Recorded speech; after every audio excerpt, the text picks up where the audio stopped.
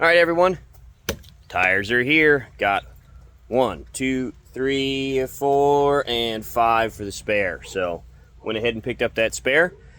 I'm going to get these unpacked so that they can maybe get out there onto the trail well. Also, I have a time-lapse video coming for this little float I built for the 4th of July parade for my soccer team that I coach. Went off pretty well, so yes, I did build this in an afternoon. Anyways, so I'm going to get all this unpacked. I'll set up the tripod so you guys can see what it looks like, but we'll see how these tires fit. Might be more than a day. As you can tell, the lawn needs mowed. It's been raining, so the grass decided to grow. But we'll get this unpacked. So here we go.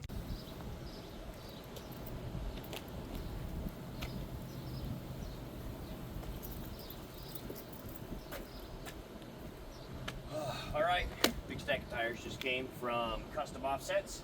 Decided to get these unpacked. It might rain today. There's some clouds over there that we're looking out for. So going ahead and get these unwrapped real quick. Trying to be careful. Obviously don't want to stab the tires.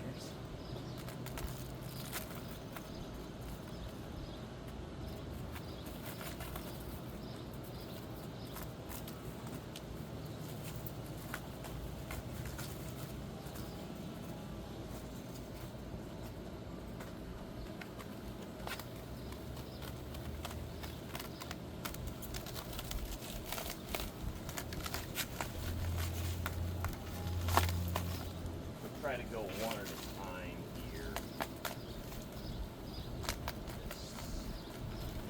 Do not crush my wife's grapefruit tree that she's got over here.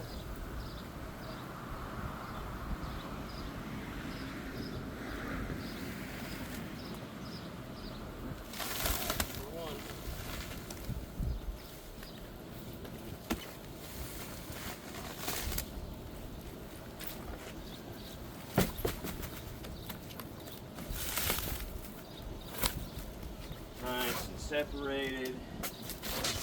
Ooh, look at that. So, they had the gray Steelies on sale on Custom Offsets for like $92 a wheel, 17 by 9.5 or 17 by 9. I couldn't pass up that kind of a deal. So yes, these tires are going to be super heavy, and my truck's going to be working real hard to spin them, but that's why I have upgraded wheel bearings and suspension components coming in to help kind of balance some of those problems. So tires though, I went with the Atturo Trail Blade XTs. Really wanted to give these a shot. The tires that I've had on the truck are the Nitto Ridge Grapplers, and they have been fantastic tires. Love them. No reason not to go with them again, except for price and wanting to try some other things. So, being that I was going from 20-inch wheels down to the 17s, and from 35-inch tires up to 37s, at the point you're watching this video, there might only be 3, 4, 5 views, maybe some followers occasionally, so I had to save some money doing this. Otherwise, the wife of the grapefruit tree would kick me out and live with her grapefruit tree instead of me, which would be horribly sad. So, anyway, I'm going to get these unwrapped and see how they go.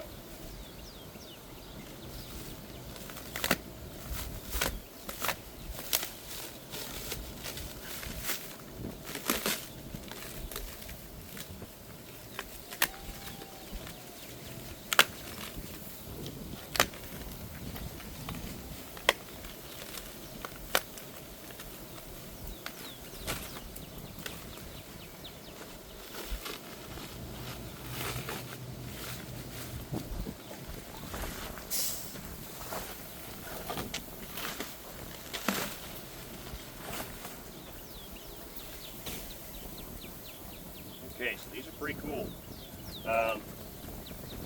They do have quite, I don't know if you guys can see that back there, but there is a large number of balancing weights right there. Now obviously, with a smaller wheel, the circumference and the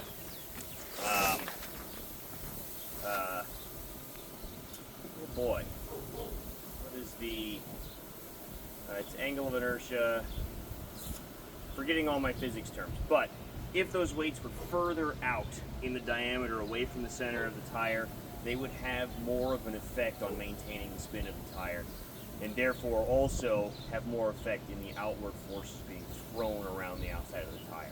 So as you come in diameter on the wheel, you're going to end up having to have more balancing weights, just because the further in you go, the less of an effect it has on that balance. So not too surprised to see that many weights in there, since it's a tiny little 15-inch or tiny little 17-inch wheel on a large 37-inch tire. But again, having custom offsets mount and balance the tire for me really helped out. So looks like on this side we've got all of the cool knife shapes that Atturo's famous for having the can't remember the brand name of the knife, but there's a knife company out there that they worked with to use some of these shapes. Cool. Pretty good lugs on here, it looks like. It looks like the tread pattern isn't quite as wide as what was on my ridge grapplers, but again, saved quite a bit of money. These were about half the price of going with the Nitto ridge grapplers, so not too bad. But I've got a nice big inflated sidewall here, so that's good.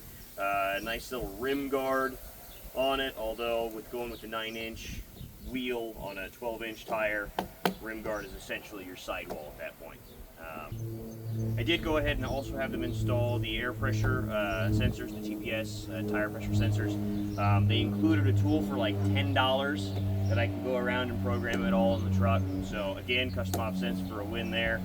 Really took a lot of the troubleshooting out of it for me. So I'll get this out of the way and I'll probably fast forward this part as I go through and unpack all the rest of it.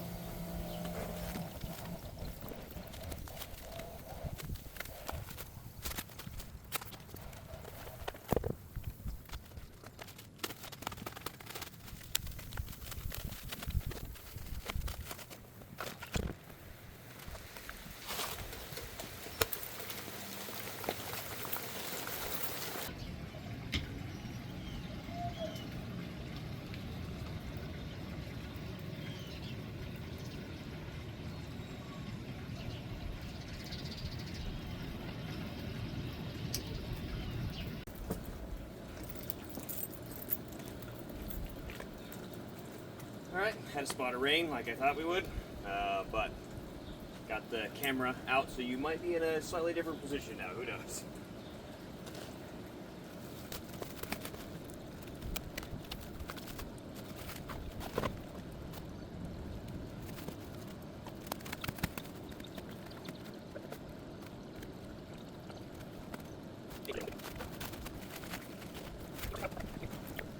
Oink.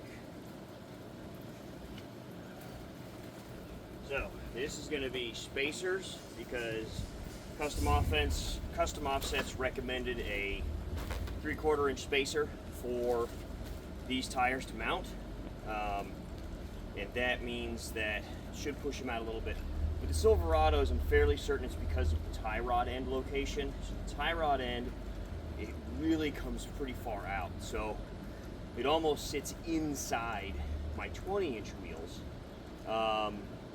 where those, I believe, are a 0 offset 20-inch wheels. So these are going to be -12 wheels, so it's going to push them out, you know, that 12 millimeters further out.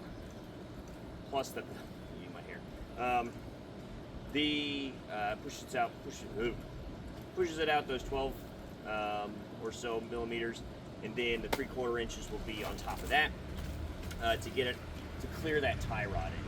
Hopefully, is what we'll see. So I might try to mount them without the spacers, just because that'll increase the strength there, and I don't have the replacement hubs just yet, so we'll see how things go. But again, everything came with custom offsets. They took care of all of the things I needed. Had suggestions in the end for me to get everything, so should be good. Once I get these on the trail wheel, I will likely be selling my 20-inch Havocs I think they're 20-inch by 10-inch wheels with they're aluminum dual tone. So I'll probably post them on Facebook Marketplace or something around here in the Cincinnati, Ohio area. So if you're interested in them, reach out.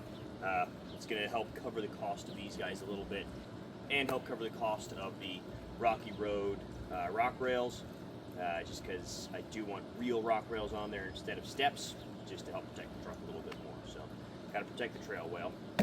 She's a fragile beast. All right, so I'm going to get this cleaned up a little bit so my wife can get her Camaro into the garage. Otherwise, she will yell at me, and I don't like that. That's not fun for anybody. Anyways, thanks everybody. Have a good day. All right, so let's get some of this straightened up here. So like I said, these are the extra packages that came with the wheels. So let's find out what's in here. Probably don't need that.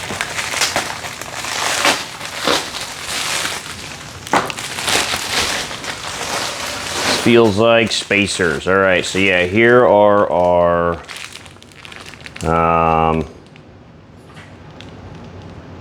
wheel spacers. You say these are 78.1 millimeters. So they also have a hub-centric lip on it to help center the tire, keep it centered on there.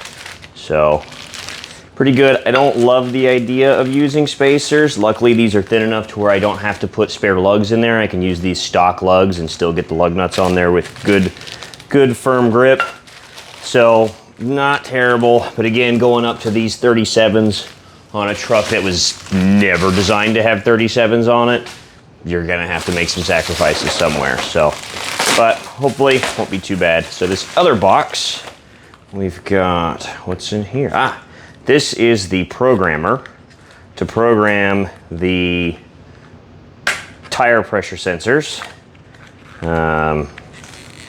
which I always want to call TPS, but that's throttle position sensor. Too many acronyms are the same. So yeah, here's this guy here. All it does is it sends out the appropriate RF signal for the truck to pick up. The instructions I'll go through on video to show you guys how to program those. Definitely not too bad. Really glad I came inside. It is downpouring now. Anyways, so here we've got our hub-centric rings. So these are gonna help center that wheel up. These are little nylon rings that'll get up over the hub and really help center everything on that hub. Then, moving on in, these are our lug nuts. Oh, they gave me spare valve stems. That's nice. Just a little baggie of 1, 2, 3, 4, 5 spare valve stems. Pretty nice, pretty nice. All right, so these are the lug nuts that I got. I may or may not use the, oh no, they are security nut lug nuts. Well, then I'll use them. So, because the tires, the wheels that I've got, like I said, are the Havocs. These aren't too bad though. So I can use these. They are security lugs. So they've got this, which again, security stuff only stops honest people. Somebody wants something bad enough, they're gonna get to it. But at least this gives them a little speed bump in their process. So not too bad, not too bad. That's everything that's in here. They've got this little, nope, this is something, nope, this is right. Test fit first. So they send you some little instructions on what to do, how to install stuff. Again, when you're going oversized like these, you're gonna run into problems. Nothing in here is made out of wood. This is. All right, there we go. Hopefully that fixes things. So I really do hope everything fits. I have faith in custom offsets. Like I said, at the very end of my buying process there, they gave me a couple recommendations there that said, hey, you know, you should probably install some spacers to make sure that your new tire's clear, based on my year, make, and model of truck. So very much hoping that things turn out for the better. So they're probably not going to go on today. It's downpouring outside, so I'll go on ahead and finish recording this video whenever the weather gets a little better. Thanks all. See you later. All right, so we're here in Beek's garage. We're going to go on ahead and get the tires mounted I don't have all of the suspension upgrade stuff, so the upper control arm, lower control arm assemblies, the tie rod ends, and the wheel bearings and hubs, and the extended articulation CV axles. Don't have all those yet, but these tires are hanging out in my front yard. But I'll at least get the tires on there, and then I can load these up for Facebook Marketplace to see if anybody wants them. So we're going ahead and get started now.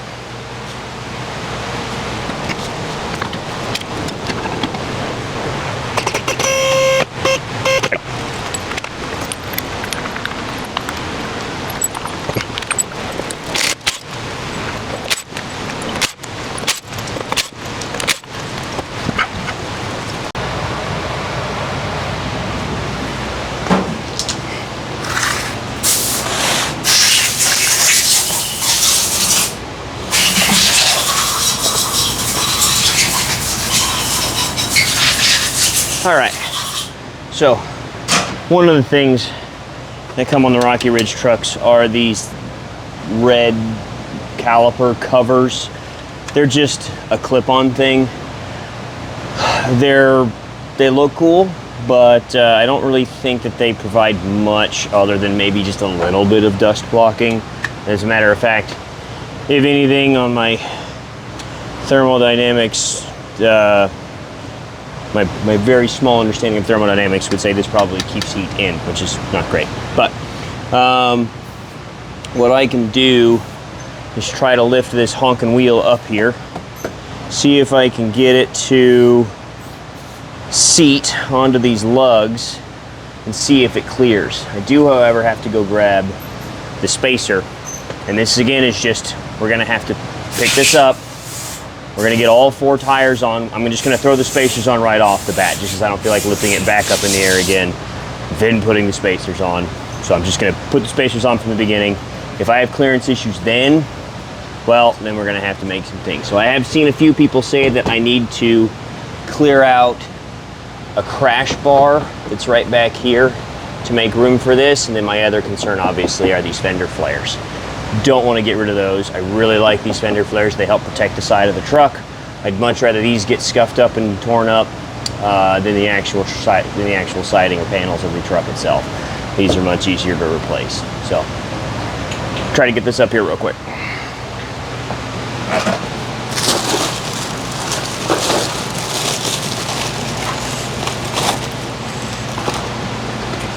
Hub-centric spacers.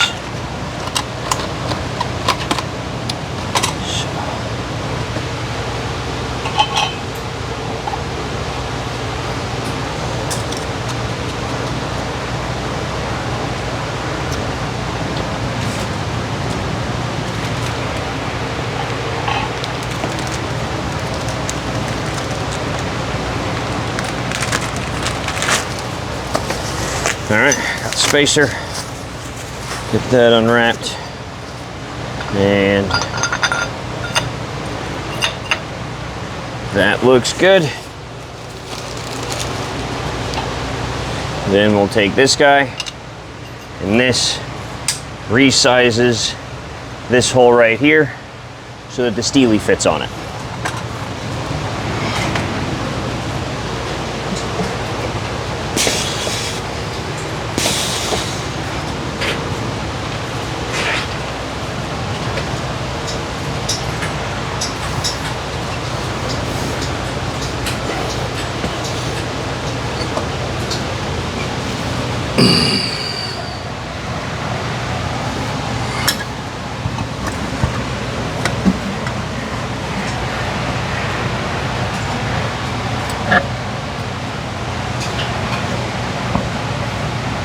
Nope.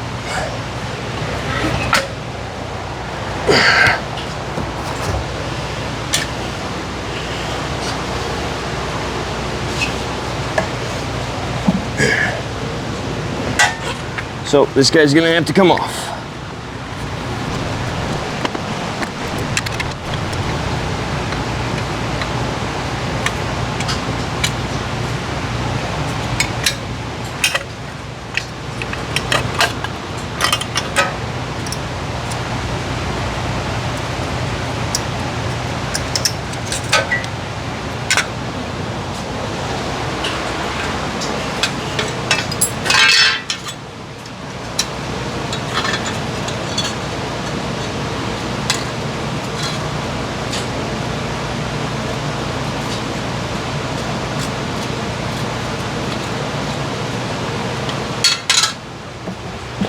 Try again, and pray.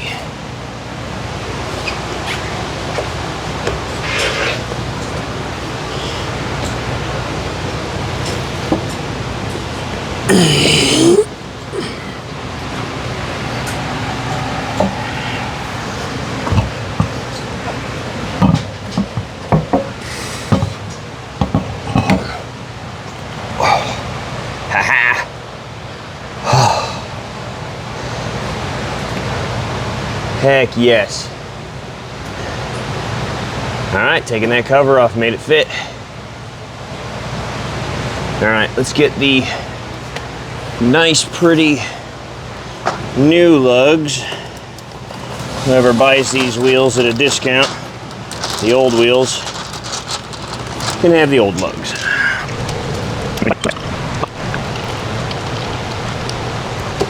All right, it's the moment of truth. I'm gonna take a look at this tie rod end. Oh, it clears. Don't know if you guys will be able to see this, but that tie rod end right there is what I was worried about.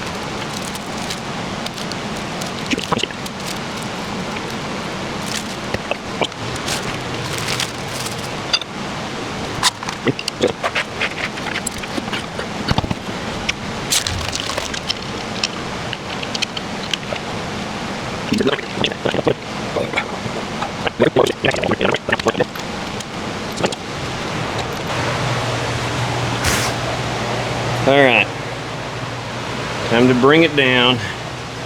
Make sure nothing's in the way.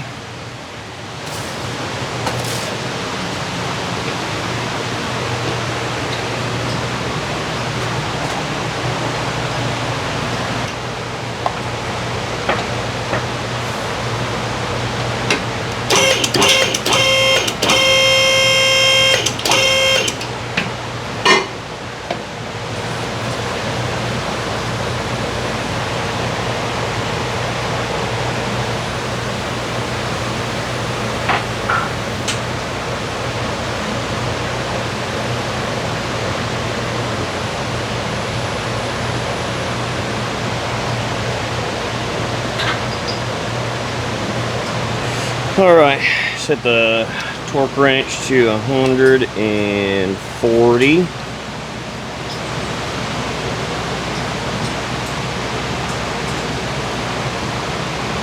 And let's get to it.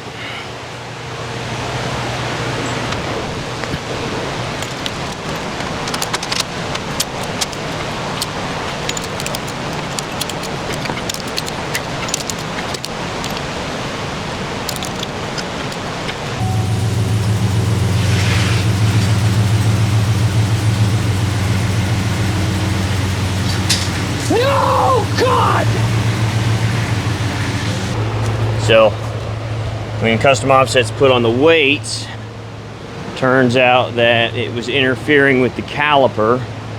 I didn't spin the tire around in neutral before I dropped it, so it pulled those weights off, and that is a problem. All right, do we still think that's where that residue, that's where the weights were? Yeah, still gotta. Do we think the wheel's at around?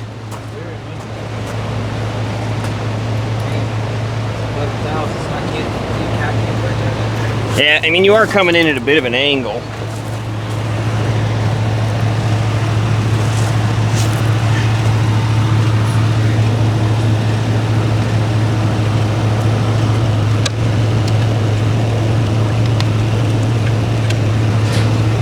Alright, I'm pretty sure I got these stuck back roughly to where they went so that the wheel doesn't shake itself the hell off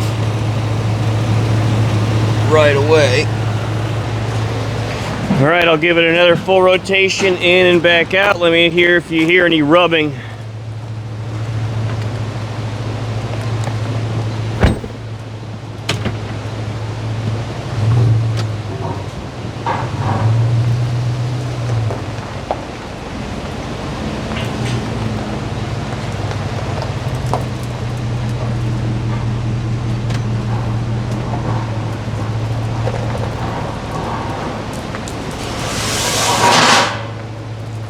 Cool.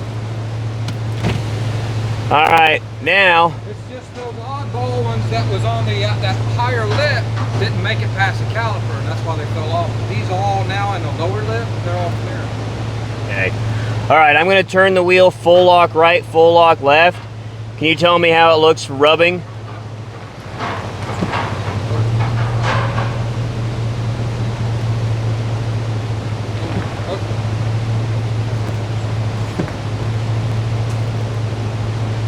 This way. Stop. Right there, you're hitting.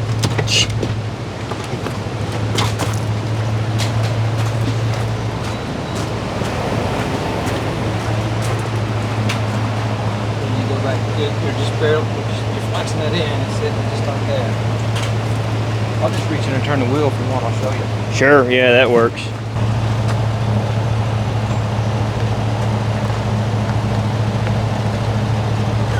Yeah, okay, that's fixable though. All right, so I'll run this for a little while.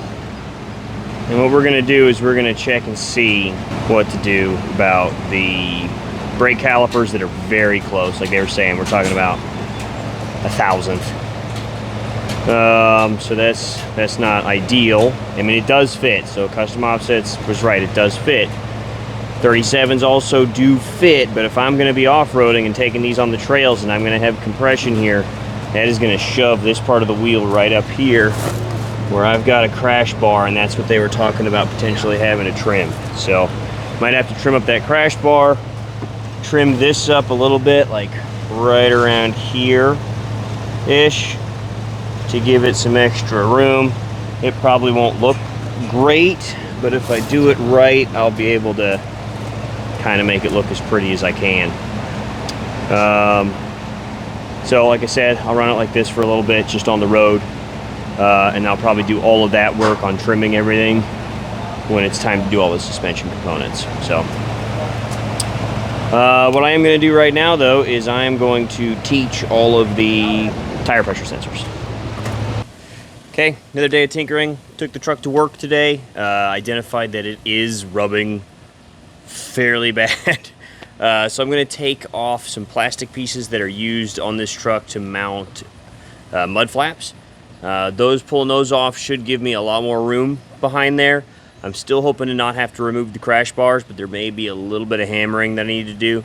So I'll show you exactly where I'm talking about. So down on here, I've already trimmed this fender flare, because I do want to keep the fender flares, like I said, just to keep mud off the side of the truck. Keep the paint looking at least as nice as I can. And then I'm gonna, behind here, what you'll notice is a bolt right there. And all that bolt does is attach this plastic mud flap holder there. So hopefully I can get that up out of the way, get that mud flap, which should give me a little bit more clearance down here, and then I should be able to move this felt liner, this wheel well liner, back and in a little bit more, because as you can see, just straight on it doesn't look too bad, but as soon as there's any compression, that wheel comes right up in there, and I only end up with maybe half an inch of space, and then as soon as the wheel turns, it starts to dig in right back there. So we'll give that a try. I'll come back and show you the result. So once you get the fender liner or the wheel liner up and out of the way, down in here is that bracket. Made of metal. Maybe it's for a mud flap. It certainly is pretty robust for not being for a mud flap. Hopefully it's nothing that important. But got 2 bolts right here, 1 bolt up there, 1 bolt down here. Looks like they kind of mate together a bunch of different body panels. But the body mount is right behind it, so here's hoping everything stays together once this is out of the way. Okay, so with the wheel turned over here, I was able to get back in here and get these guys removed. Now I did put these 2 bolts back in just because that tab there looks like some body sheet metal that's just bent around. It doesn't look like it's adhesed or welded at all. So figured having a couple bolts there wouldn't be a problem, but that cleared up so much room because this guy is what was sitting in there, and it sat right here and stuck that far out into the area. So without that in there, now I've got all this room for this wheel to tuck in there. Now I may have to come back and do something about this tab here, but again, I don't want to lose the fender flares. So we'll just do this a little bit at a time, remove some pieces, see what kind of difference it makes, and if it doesn't make enough of a difference, then we'll keep cutting until we get the room that we need. So here we go. All right, got everything put back together. Got a little self-tapper there holding that back. This is full lock minus the lash back. So as you can see, there's quite a bit of room for it to actually compress now. Like I said, when we go off-roading, I'll take a sledgehammer with me just in case I need to do some additional modifications. Same thing on the other side. Out, wheel going out is no problem at all. And there's plenty of room up here with this Weston front bumper. There's just not enough compression there to even get it close. So, plenty of room. So, like I said, all done with the wheels, and we'll just keep tinkering with it. But at this point, I think I'm ready to go hit some of the close by little dirt roads, go over to 417 Off-Road and use their angle ramp, see what kind of compression we can get and see how things work. So, thanks for watching.